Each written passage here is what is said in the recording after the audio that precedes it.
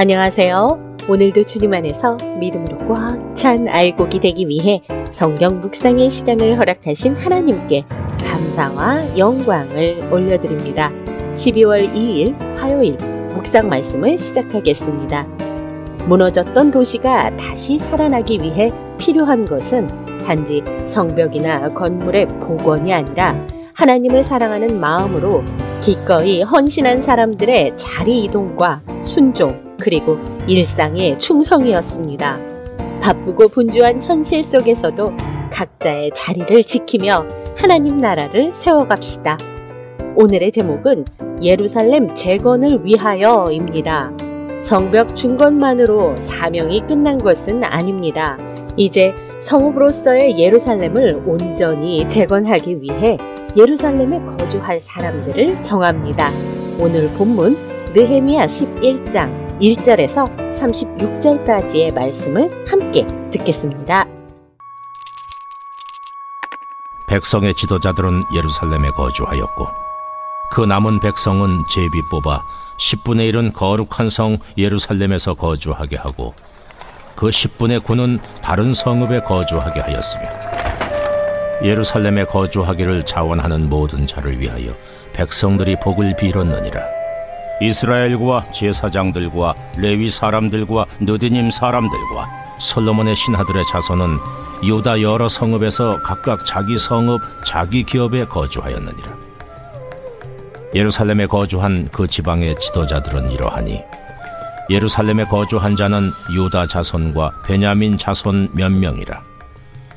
유다 자손 중에는 베레스 자손 아다냐이니 그는 우시아의 아들이요 스가랴의 손자요 아마랴의 증손이요 스바디아의 현손이요 마할랄렐의 호대손이며 또 마아세야니 그는 바룩의 아들이요 골호세의 손자요 하사야의 증손이요 아다야의 현손이요 요아립의 호대손이요 스가랴의 육대손이요 실로 사람의 칠대손이라. 예루살렘에 거주한 베레스 자손은 모두 468명이니 다 용사였느니라. 베냐민 자손은 살루이니 그는 무슬람의 아들이요 요엣의 손자요 부다야의 증손이요 골라야의 현손이요 마아세야의 호대손이요 이디엘의 육대손이요 여사야의 칠대손이며 그 다음은 갑배와 살레 등이니 모두 928명이라. 시그리의 아들 요엘이 그들의 감독이 되었고 하스누아의 아들 유다는 버금이 되어 성읍을 다스렸느니라.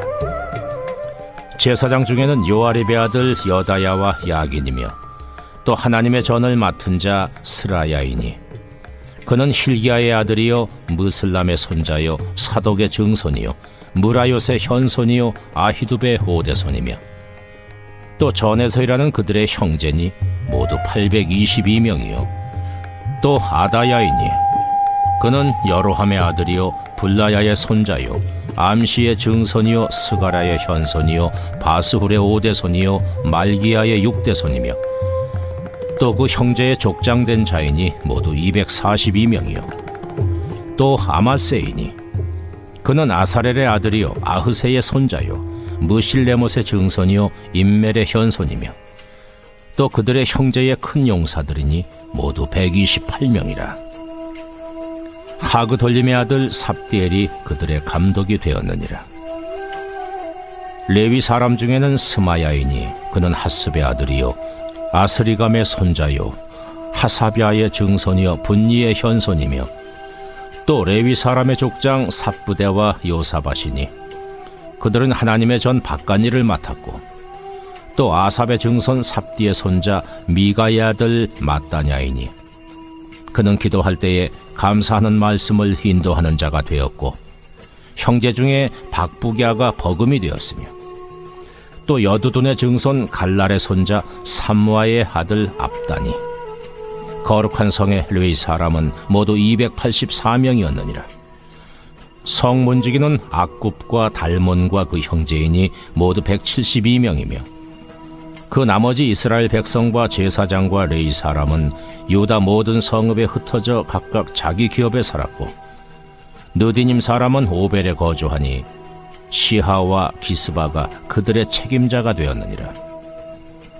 노래하는 자들인 아삽 자손 중 미가의 현손 마따냐의 증손 하사랴의 손자 바니의 아들 우시는 예루살렘에 거주하는 레위 사람의 감독이 되어 하나님의 전 일을 맡아 다스렸으니 이는 왕의 명령대로 노래하는 자들에게 날마다 할 일을 정해 주었기 때문이며 유다의 아들 세라의 자손 곧 무세사벨의 아들 부다히아는 왕의 수하에서 백성의 일을 다스렸느니라. 마을과 들로 말하면 유다 자손의 일부는 기럇 아르바와 그 주변 동네들과 디본과 그 주변 동네들과 여갑스엘과 그 마을들에 거주하며 또 예수아와 몰라다와 벳벨렉과 하살수알과 부엘세바와 그 주변 동네들에 거주하며 또 시글락과 무고나와 그 주변 동네들에 거주하며 또 에느림몬과 소라와 야르뭇에 거주하며 또 사노아와 아둘람과 그 마을들과 라기스와 그 들판과 아세가와 그 주변 동네들에 살았으니 그들은 부엘세바에서부터 흰놈의 골짜기까지 장막을 쳤으며 또 베냐민 자손은 게바에서부터 믹마스와 아야와 베델과 그 주변 동네들에 거주하며 아나돗과 놉과 아나냐와 하솔과 라마와 깃다임과